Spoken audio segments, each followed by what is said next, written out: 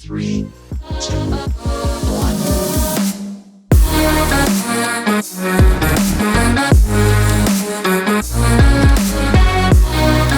Hello and welcome to Trees 3 here on Sports Tree Ltd. Folks, I'm Connor Roundtree. It's a Friday. That means we're getting into it on Trees 3 with our bump and stump of the week to get you going. And our bump of the week, well, that has to go to Grizzly Bear. He's the only analyst in the world who had the Dolphins beating the Ravens last night. Congratulations, my guy.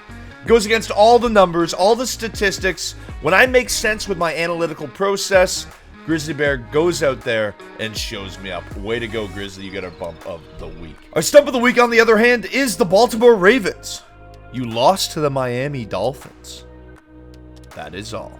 Coming in at number 3 this week, folks, is the UFC. And your UFC picks now, folks, are brought to you by the MadLabMMA.com. Sign up today for all your mixed martial arts analysis. UFC, Bellator, you name it, they do it all. Make sure you sign up today. It's just $50 a month. And use the code ST2021 to get 20 off. That's ST2021, all one word, all caps. Folks, we're going to get this fight card started by breaking down Courtney Casey versus Lyanna Jojua. Although Courtney Casey is 9-9, she's the much better fighter than Jojua. She has the better striking, she's got multiple submission victories from the mat, and Jojua's best path to victory is to take her down, but I like Courtney Casey to make this a nasty fight on the mat if Jojua brings it down. Jojua didn't report for the second round in their last fight against Miranda Maverick. I think Courtney Casey goes out and bullies Jojua around this octagon and gets her hand raised. Next up, folks, we're going to keep our eyes fixed on the ladies. It's Cynthia Cavill versus Andrea Lee. And a lot of people are high on Andrea Lee, and rightfully so.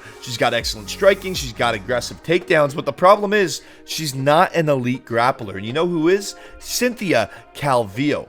If Roxanne Modafferi can take you down and beat you up for 3 rounds, Cynthia Cavill will simply pulverize you. Both of these ladies average over 12 minutes of octagon time per fight. So the over 1.5 rounds is the safe play for your money. But if you want a nice payday, take the underdog, Cynthia Cavill, to get the ground and pound and just hammer out this fight. Up next, folks, is my pick for fight of the night. Grab your wobbly pops, grab your popcorn, any beverage of choice, your best friends, and grab your butt a seat on the couch, because this is going to be absolute fireworks. Let me give you a little history lesson on Song Yadong. When you and I were learning 2 plus 2, 4 plus 4, this guy was in combat school.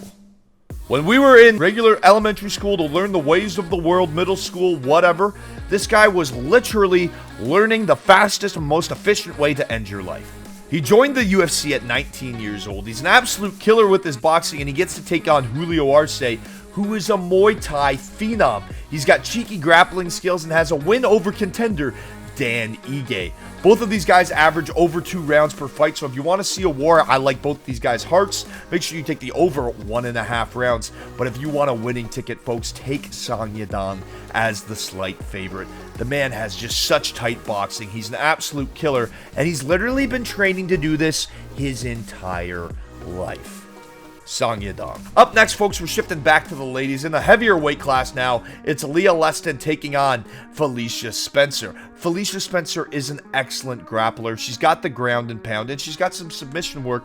Not only that, she actually went the distance with Amanda Nunes in the championship fight. Lesten, on the other hand, hasn't fought in 3 years.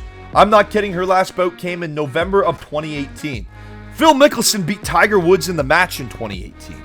Black Panther, The Incredibles 2, Infinity War, all 2018. Disney had a great year. That yodeling kid from Walmart, that was 2018. That's how long it's been. And you think you're going to get in there with Felicia Spencer? A legitimate contender?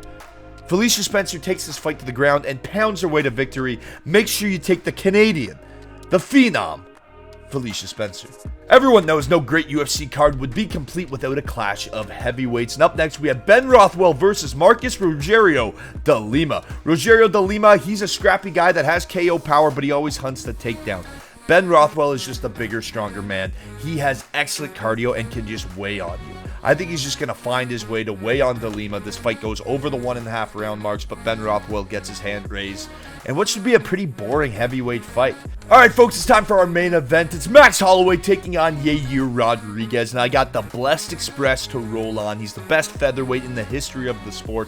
Last time we saw him, he landed 445 significant strikes. He hasn't landed less than 100 significant strikes since he knocked out Anthony Pettis in 2016. Yayar Rodriguez, on the other hand, he's known for slowing down. He's got excellent kicks, so I think he could get a good start against Holloway, try to find some range. But once Holloway puts that pressure on, we saw what the Korean Zombie did to Yayar Rodriguez. Yes, Rodriguez won that with a beautiful elbow knockout to finish the fight, but he was losing that fight. If you're losing to the Korean Zombie, you're going to get absolutely dusted by Max Holloway. Max Holloway, as I said before, the greatest featherweight of all time, goes out there and puts on a show on Saturday night. You can take the over 1.5 rounds, folks, as I do think this fight does go a little longer, but make sure you take Max Holloway. I think Yayar Rodriguez just doesn't get off his stool to start the 5th round. Holloway by TKO. Coming in at number 2 this week, folks, on Trees 3 is the Formula 1 circuit, and for the first time in over 2 years, it's shifting back to Brazil. The 2021 Sao Paulo Grand Prix is a go, and all eyes are on Max Verstappen. He's already said if he goes on to win the Drivers' Championship this season, he's going to change his number to number 1. So he's feeling quite confident, and quite frankly, he should be. Verstappen has a 19-point lead on Lewis Hamilton heading into Sunday's race, and the Dutchman won the last running of this race in 2019, and he's running hot right now, coming off consecutive victories at Houston and then last week in Mexico. When speaking about the Red Bulls' performance this season, Lewis Hamilton said on Thursday, and I quote, "They've had the stronger car. You can tell." He continued on to address Red Bull's advantage this coming weekend, saying, "Last time they were here, they were incredibly strong, so we anticipate again they will be very hard to beat this weekend," end quote. That's just simply not what you want to hear from the defending champion. The reigning world champion going for his 8th world title, a record 8th world title. Looks like he's going to have to wait till next season because those Red Bulls, they are firing right now, and Max Verstappen has a whole lot of confidence. Make sure you take the Red Bulls this weekend in Brazil. Coming in number 1 this week, folks, on Trees 3 is NFL football. No surprise there in the midst of the NFL season. We're going to get this all started by looking at the Buffalo Bills visiting the New York Jets. And another thing that needs to get started is that Buffalo offense. Pretty embarrassing performance last week, but if they're going to get started, this New York Jets defense is a good way to kickstart their offense. The New York Jets have the 7th worst defense in the league, so it's a good week for Josh Allen to get that mojo back. As for the Jets, yes, there's been some recent offensive magic, but the Bills have allowed just 5 passing touchdowns this season, the fewest in the NFL by 5. They're the only team in the NFL not to allow double-digit passing touchdowns. That's absurd. Good luck passing the ball against the Bills this weekend, Jets. The Bills got to get going. Give me the Bills. Tom Brady is back in action this weekend, folks, as his Buccaneers visit the Washington football team, and Tom Brady leads the NFL with 25 touchdown passes and 331.3 yards per game passing. I sound like a broken record, but the Bucs wide receiving trio of Evans, Brown, and Godwin is simply unfair. Washington has the 2nd worst pass defense in the NFL, so the Bucs should be able to utilize that depth in their wide receiving core this week and unleash that aerial attack. Give me the Bucs to win big.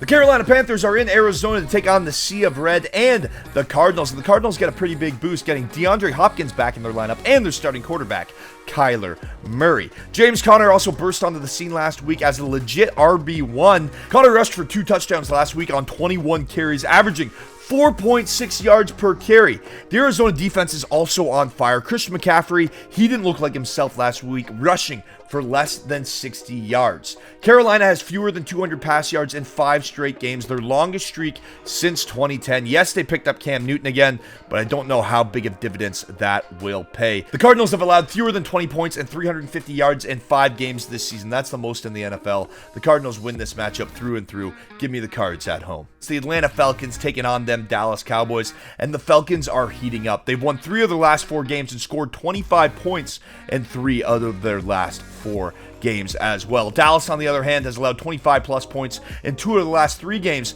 so something's got to give. The Cowboys were also out to lunch last week and should feel embarrassed. Yes, Dak Prescott didn't look sharp, but he's had another week to recover, and he's got a favorable matchup. Prescott has an absurd passer rating of 112.3 this season when not under pressure. The Falcons have the lowest pressure rate in the NFL.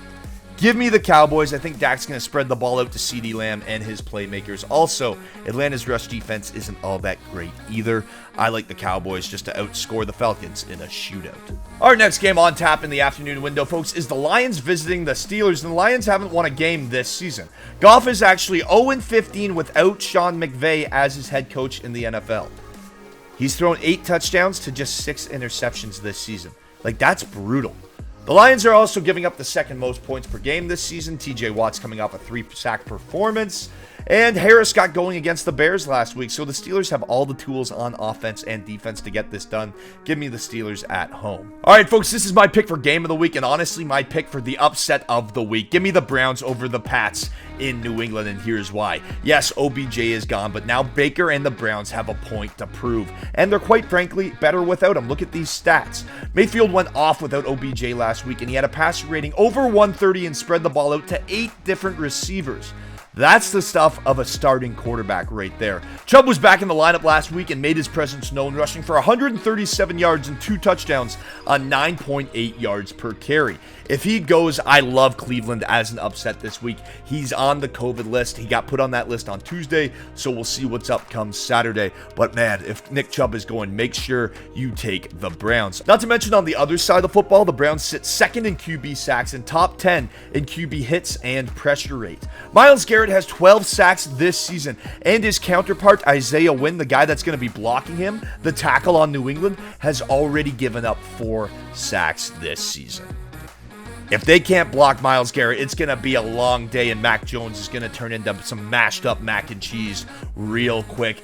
Give me the Browns as the upset on the road. For other NFL picks this weekend, make sure you check out our episode of the Bear Down Breakdown here on our platform, Sports Tree Ltd. And you can also tune into our affiliates, Monkey Knife Fight, for my NFL picks on their platform as well.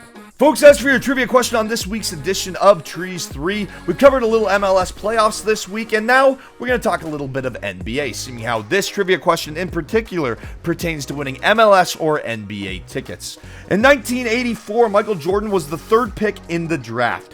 Who was the 2nd pick? Head on over to SportsTreeLTD.com right now. Hit sign up, and remember that upgrading your subscription is upgrading your chances of winning up to $15,000 a year and tickets to see your favorite teams play live. Folks, I'm Connor Roundtree, and cheers. You've made it to the weekend. 3, 2, 1.